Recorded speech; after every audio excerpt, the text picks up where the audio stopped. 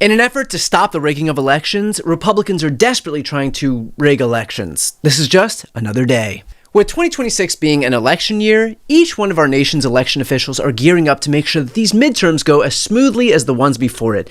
And that includes this guy. So it's no mail-in ballots with the exception of disability, illness, military, or if you're traveling, you can get an exemption. You know, if you happen to be out of the country for a good reason, you can have an exemption. So with exceptions, it's no mail-in ballots, and that will assure the security of our crooked elections. We have crooked elections. That's right. In the event that you and your family are, let's say, taking a little jaunt on the SS Bullshitter to a particular island for lunch, for an hour, you'll still be able to cast your vote.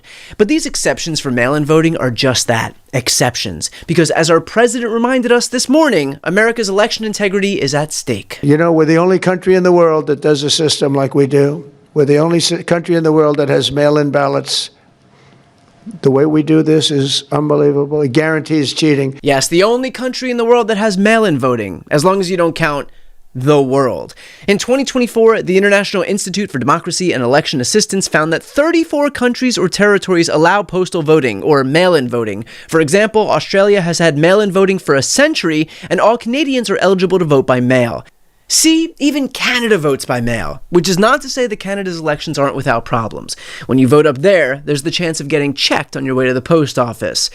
Only wholesome comedy when it comes to Canada.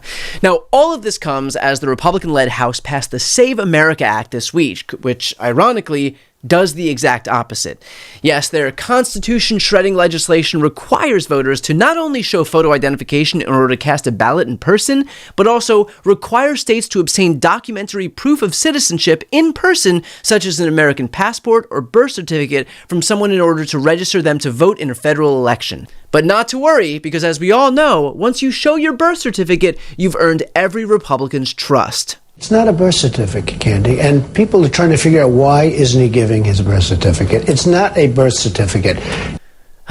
When you look back now, it's still racist. By the way, this birth certificate issue the GOP has put forth doesn't simply apply to former presidents. For millions of married women who have taken their spouse's name, birth certificates may not match the legal names they now use. Imagine that. Just because you got married and didn't change your name on your birth certificate, you might not be able to take part in our democracy. As an example, if this woman didn't change her name to Mrs. Dipshit, she wouldn't be able to vote. And what's sadder than that? Besides being married to her actual husband. Now, while almost everybody can see that this is simply a blatant attempt by the GOP to disenfranchise more voters, others see it differently. Here